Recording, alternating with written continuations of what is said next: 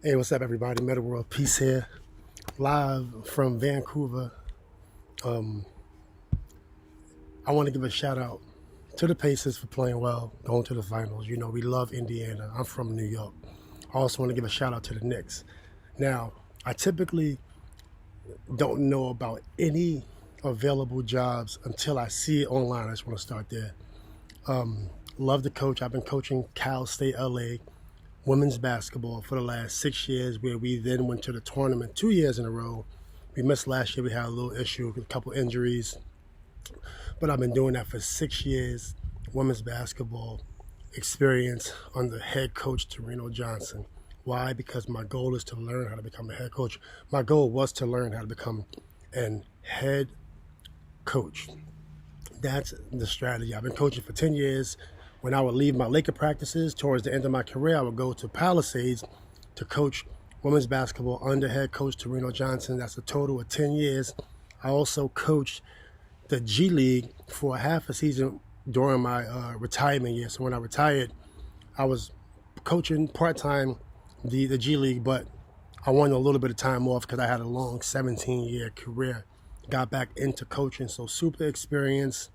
Also running a firm. So a lot of people are always asking the, from a perspective of how are you going to run a team? Well, if you could run a company and you could also lead teams for 6 of the years that I was playing before I got with Kobe Bryant, I was always number one or number two. So we understand it from that perspective. And then when I got with the Lakers, obviously, you take a back seat to Pau Gasol, Kobe, Derek Fisher, Bynum, Odom, and then the rest of us, we just become almost the same player, but that's where you become a role player. So what do they say? They say, well, sometimes great players can make great coaches. Well, I got an argument for that because I've played multiple roles as an NBA player. And then when you want to talk about schemes and defensive schemes and offensive schemes, well, I have averaged 20 before. I did have over 20 in all the closeout games in the finals. I've almost beating the Spurs in the playoffs when I got to the Sacramento Kings after the Indiana trade, after we were 19 and 26 or something like that. Finished 26 and 11 on TNT. Kenny Smith awarded me second half MVP. I also made first team all defense in that year. So I see a lot of people talking about basketball and can Metta coach. Listen, if you're not a player, you've never been on the level that I was on as a player. You've never had to lead teams on defense and offense. What does that mean? You know the schemes on both sides of the ball, whether someone's pressing, whether we're pressing, whether we're running a set, whether somebody else is running a set. When you're talking about being the best defensive player on the floor for the majority of your career, you're talking about a cerebral player. You're talking about a player that is able to break up some of the best coaches' offensive strategies because we see every single play. Look at the highlights when I played against the great Kevin Durant in his first appearance in the playoffs. I think it was his first appearance in the playoffs. Now, yes, I did catch him early, but look at the defense. Come on, guys. Let's be real. Don't be silly. Now, I don't want to sell myself. I don't want to have to go there. I'm never going to go there again. Where I'm going to keep it is New York City, baby.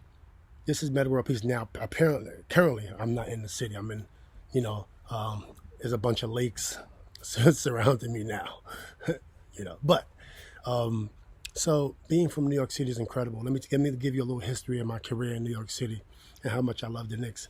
Even though I'm not gonna sit here and front. I do love the Pacers too. We love the Pacers. We love the Lakers. I was a Bulls fan growing up as a kid also, but I never wanted to see the Bulls beat the Knicks, but they did. So it is what it is. Michael Jordan is incredible, but my history in New York City, I started playing at the age of 8 on Mob Deep Block.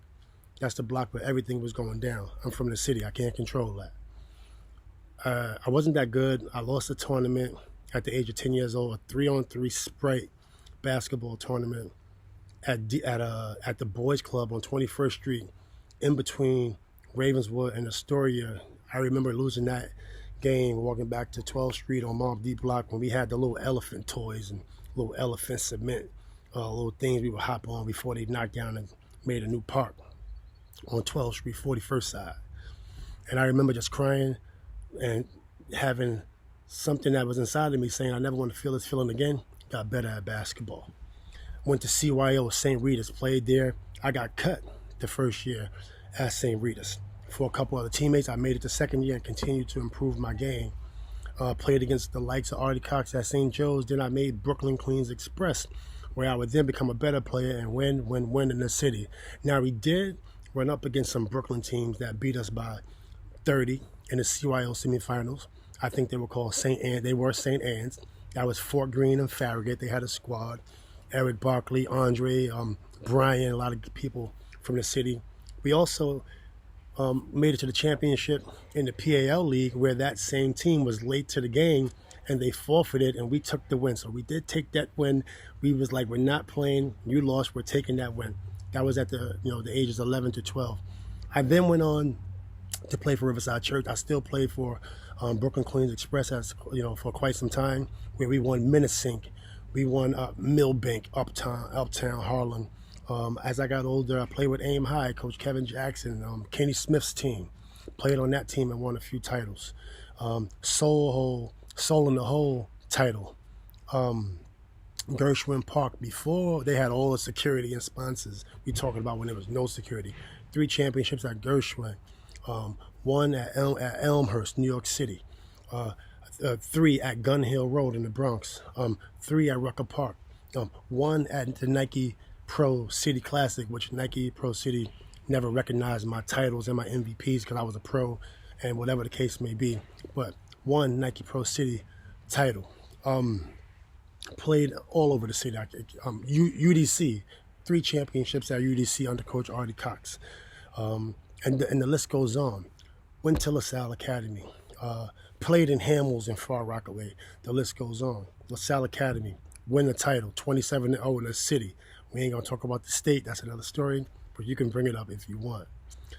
Went to St. John's when all the top players wanted to leave St. John's. We went to the city, to St. John's to bring it back. Went to the Elite 8, left early, needed to put some capital in my pocket, and I just couldn't survive another year. I had a baby at the age of 16, leading into my senior year in high school.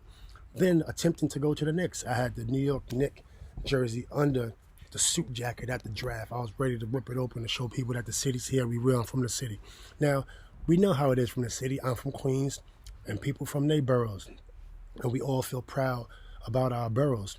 Even the media is like almost a separate borough because they can't relate to people like where we from, right? Now, yeah, they report on us. Talk about, this is the next player, but then when you got the other dynamics in the neighborhoods, they don't relate to that. So that's even a whole separate borough or a separate community. And even when you cross the bridge, you're entering in wealthy neighborhood. That's even unrelatable. That's a whole separate ecosystem. So me being from New York City and being able to relate to all to this wide dynamic of people. Of course, we're not going to be on the same page, and I'm no different than a singular person from Brooklyn or a singular person from the Bronx. It is what it is. This is how we feel about it. And I say that from the perspective of even when I was attempting to play in New York City, I knew what type of smoke and what type of challenges it was going to be in the media. That's why I chose to go to St. John's. We had tough times at St. John's. We would lose and the media would talk, but we didn't back down to the fans. We kept it pushing. Right? That's New York City. So, of course, I'm the most perfect person for the job because I'm fearless. I played the game of basketball. I locked down a lot of your favorite All-Stars. I did have my own little issues, but under those issues, I still won. Right? Under all those issues everybody's talking about when I was a young player, fresh out the hood, couple siblings in psych wards. I got things happening in the streets. I was also didn't understand the dynamic between drinking a little bit too much as a young individual because it has an effect on your emotions. Now I understand those things. I'm 45 years old, and I've been coaching, and literally through all the controversy that I've been through, I've been preparing. Why do you think I've been coaching for 10 years? I mean, do you think I not want to win? Do you think one championship is enough? Now, I got 2. How did I get 2? The Lakers granted me a ring when they won because I do a lot of mental health work with the organization. Shout out to the Lakers. I love the Lakers and I love the Bus family.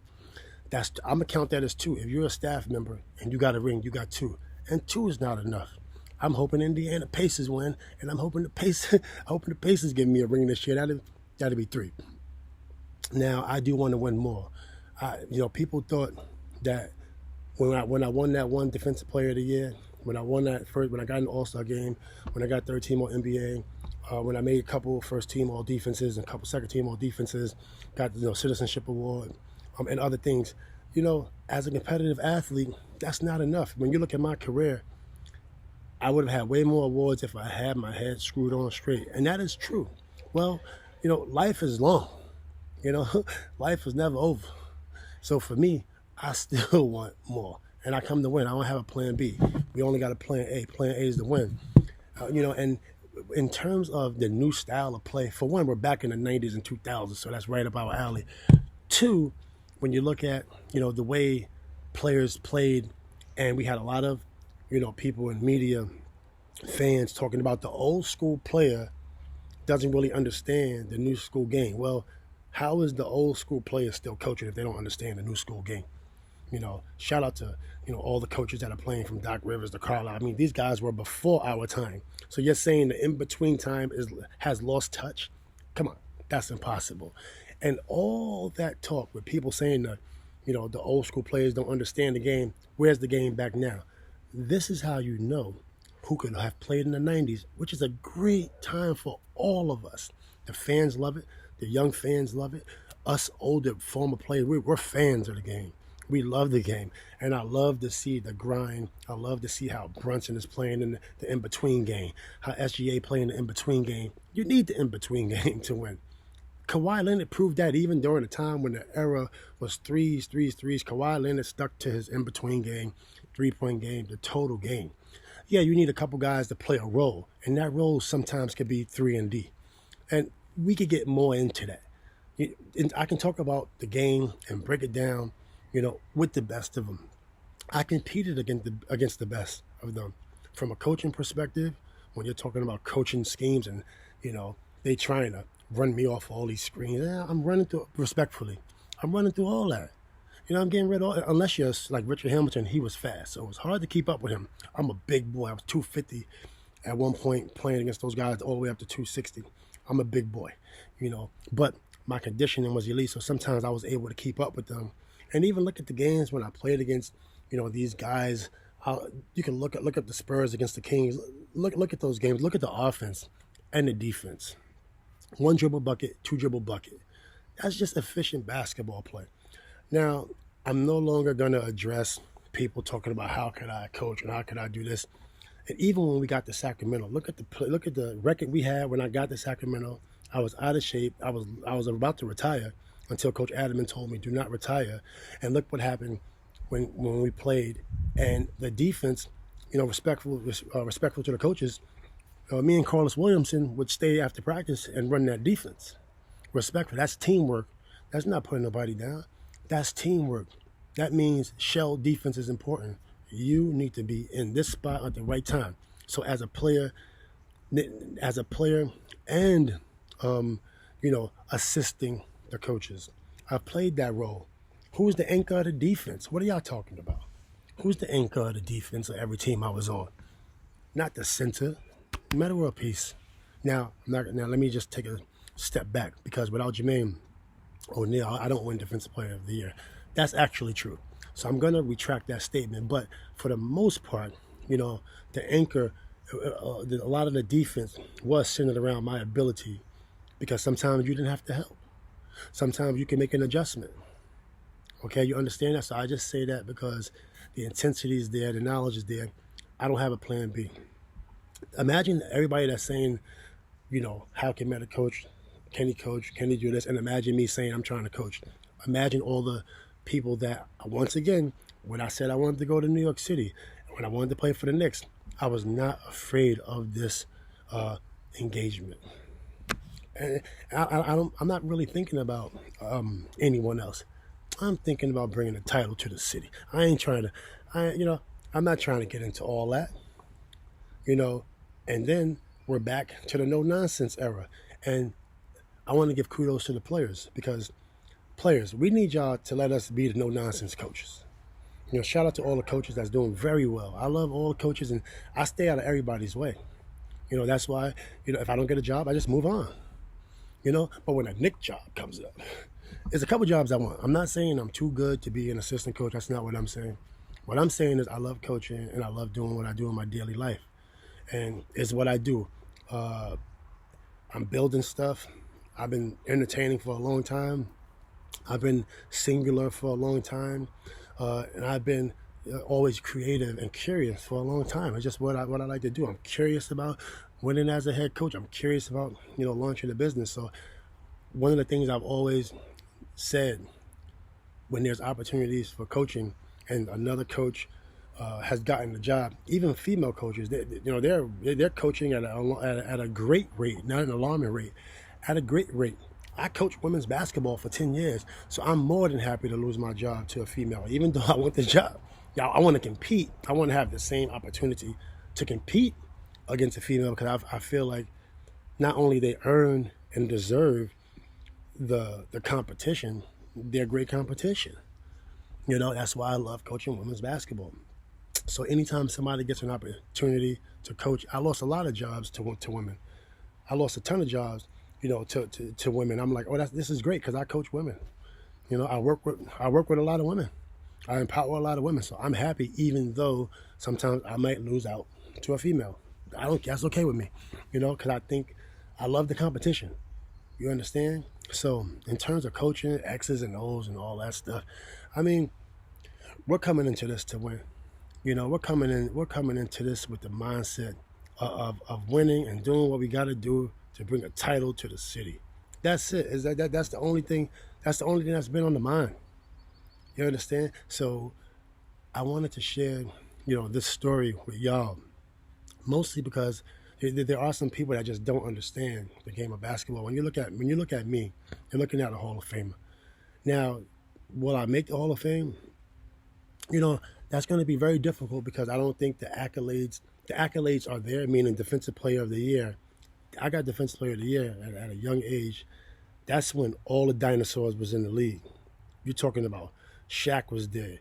I don't know if he was trying to get the Defensive Player of the Year, but if he was, he probably could have got it. Tim Duncan was there in his prime. Garnett was there in his prime. Ben Wallace was there in his prime. And you're talking about, I received it once, but you're talking about the year that I got suspended. We don't know what would have happened. This could have been number 2. And the year before that, I led the league in flagrants and techs.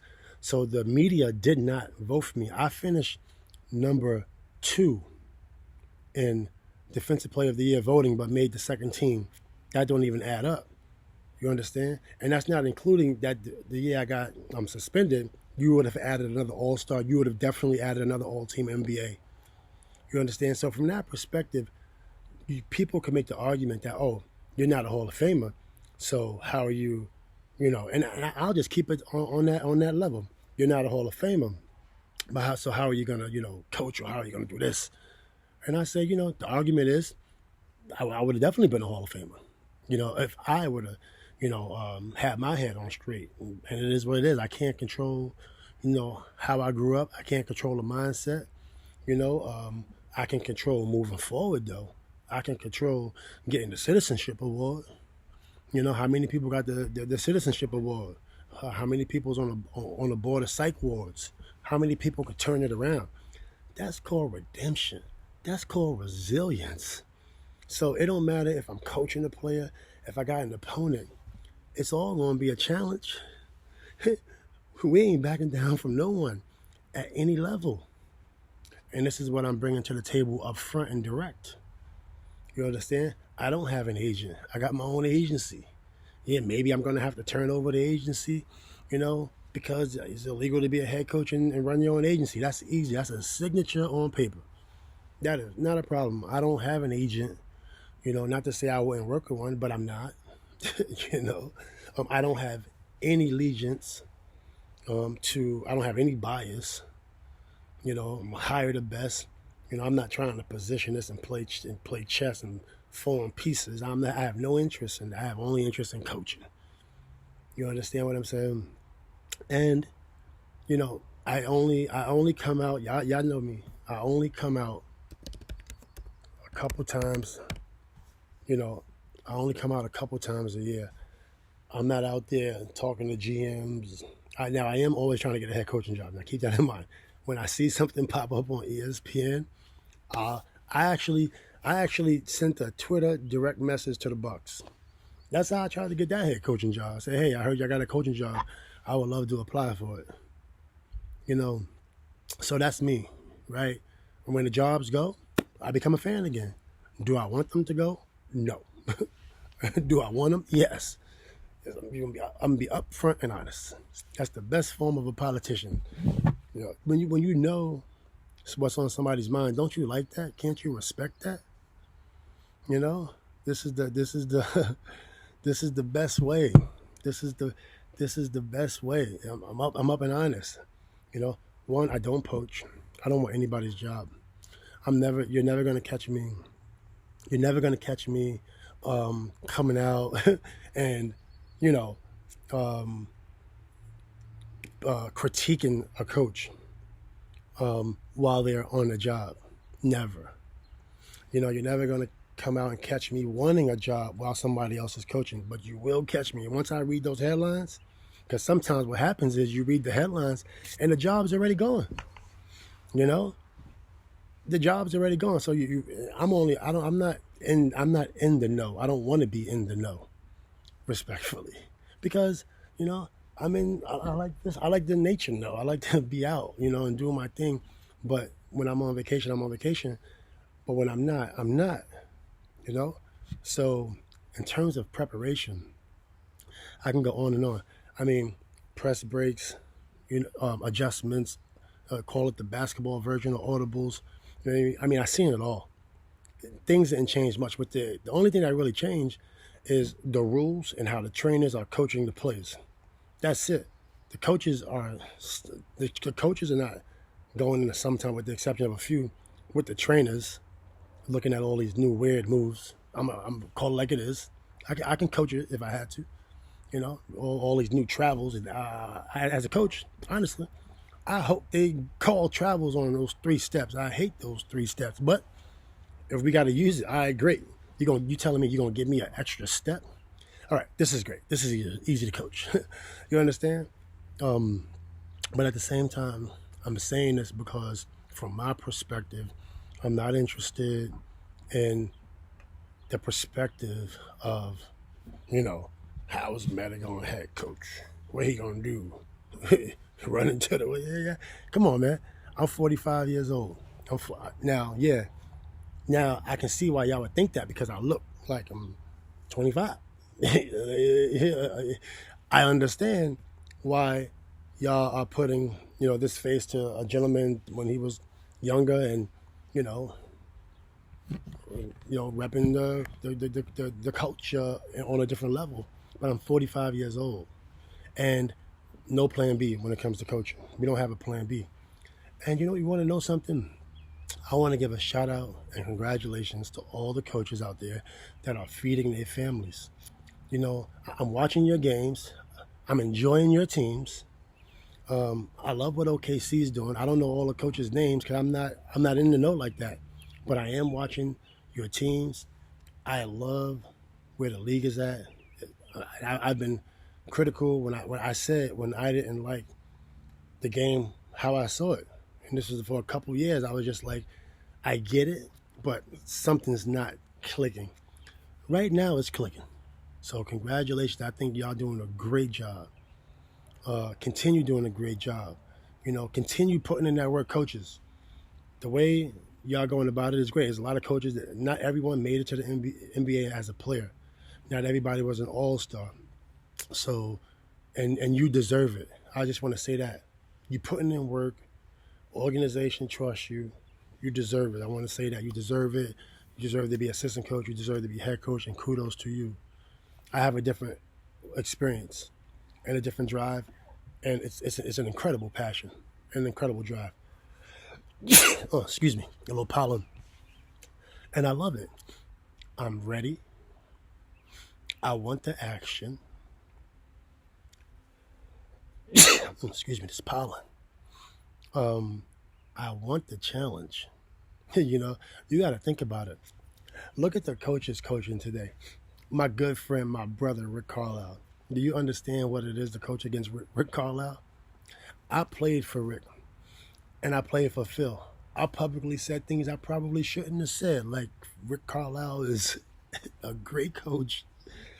And sometimes it's Rick, sometimes it's Phil for me. And for me to win a title with Phil, but to compliment Rick at such in high regard, sometimes people say, hey, how are you going to go against Phil? I love Phil. Phil wrote the foreword in my book. Phil encouraged me to become a Buddhist. As I was already becoming a Buddhist, but playing under Phil, Phil centered my life. I love Phil. It's two different coaching strategies. I've seen both of them, and they're both incredible. When we were younger, we would get frustrated with Coach Carlisle because he would call too many plays. But guess what? They work. So then when you reflect and you have more clarity, you start to be like, hold on, everything he did worked. And when I watch the games, I'm like, every single play he called, it wasn't that he was stopping the flow. What Coach Carlisle was doing was keeping the flow. That's, guys, to call a play every time, that's the hardest way to coach. Like, he must have gone home stressed. Because one thing about Coach Carlisle, he kept it real. So many great things about Coach Carlisle. But I say that because, Coach Carlisle, Coach Pop, who's not coaching no more, shout out to Coach Pop is one of those guys. Anytime I played good against the Spurs, I felt really good because the Spurs, they're going to find your weakness. I didn't realize they was doing that to me early in my career. I didn't realize that they were looking at my weaknesses. So then I had to make them strengths. And then you'll see, what I was doing to those Spurs players. Watch the highlights. In my prime and before I got to the Lakers, even for the games where Kobe didn't play, watch those games right before I got hurt. So I learned a lot under Coach Pop. I'm like, hold on. How I'm the toughest guy out here, but I'm not getting off. Then I learned that Coach Pop is a scientist. I played for Coach Adelman. Different perspective. A totally different perspective. All these guys are great coaches, and all these coaches is coming from the lineage. So, some of these coaches are going to pan out, some is not. Some of the greatest coaches are coaching right now, and some is not. So why wouldn't you want that smoke?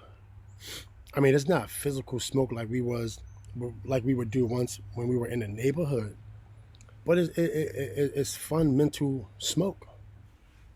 Meaning, it's competition. And why would you not want that? And for me, I got layers of competition. Why would I not want that? What people don't understand, see my hot daddy cup? What people don't understand is it's different. It's a different level when you had the former name is Ron Artest Jr. My son's the third. My dad is senior. I'm only talking about my perspective. 37. Shout out to 37. It's my company out of Hong Kong, a wholly foreign-owned entity. 37partners.com. But yeah. So it's a different perspective.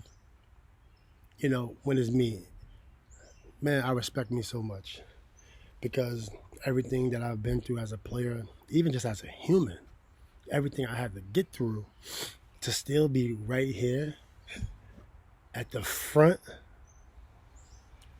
talking about I won it. And a lot of people, they know what they see and they got all these opinions and I'm right here standing. I can't wait to be eye to eye. I can't wait face to face with everything. I can't wait. This is what we live for.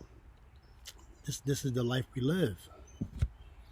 And basketball is incredible that here we are once again talking about basketball from a passionate perspective.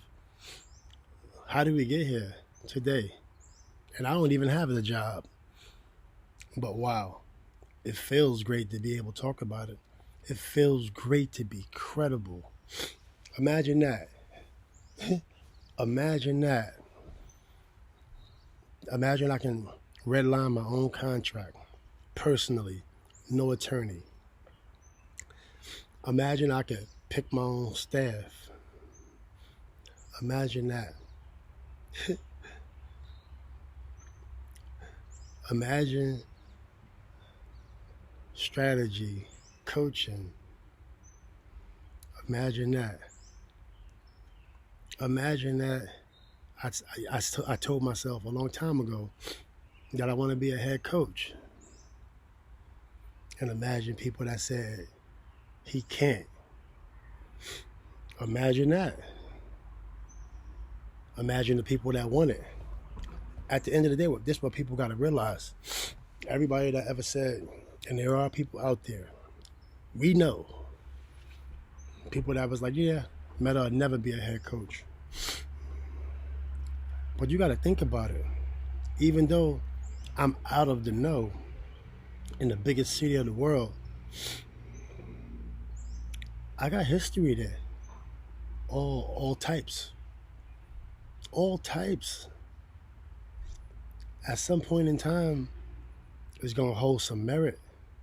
And at some point in time, it's going to be an incredible story. At some point in time. Especially when we let things flow. You know? I just saw something. I was in a small town where it's beautiful and the air is incredible. You know? So I'm in a small town where I was just going to get my coffee at a small shop. You know, running my small little business remote. I'm so grateful that I'm able to be in position to have opportunity. So grateful for the NBA and grateful for just other institutions and other entities that gives me the ability, to put my skill set to work. The skill set of when I received that letter from Princeton, I almost went to Princeton instead of St. John's because I just wanted to compete. I just wanted to show people that I can go to Ivy League. When I got that letter from Princeton, I was like, yo, I may not go to St. John. I got to show people I could go to Ivy League. You understand? That's what this is about. We want to coach. And we want to take on all challenges. We ready for all. I know all the challenges that come with it. You can feel a challenge. You can see it. You can just get ready for it. And when you really focus, the outcome is just going to be a win.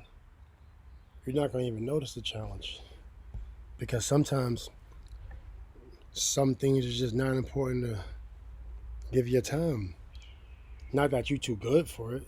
You just have a goal. So anyway, I say that because I heard some news. And honestly, it could be fake news. I would not know. I just saw news and I just felt like I'm going to take some time out of my day to send this message. I texted a few people and we're going to move on. So I do have people texting me, but respectfully, I want to give a shout out to the New York Knicks. Transparently, we know I love the Pacers. The Pacers is just an incredible organization, and I had such the blessing to be able to play for the Pacers. I've played for the Pacers. I've done a lot of work in that building and locked up a lot of all-stars in that building. I'm talking about clamps. And I'm not going to lie, some people got off, but I could also show some tape where you didn't. I always felt like my defense was better than a lot of people's offense alone. Let alone you couldn't even guard me. A few people could. I'm not going to say everybody. But for the most part, a little too small. You understand? A little too small. Yeah, you're working on your defensive schemes, but it's not enough. Respectfully, honestly, respectfully. I just want to sometimes, the same way Michael Jordan, from his perspective, he would come out with, "Come Fly With Me," The Last Dance, and you saw that competitive nature. from his perspective at a high level that I admire. I'm giving my perspective at a lower level that I feel fire for fire, I can match him any day. You know, I've took on the greatest, and I say that because New York City's where I'm from. It's the best city in the world. So why not?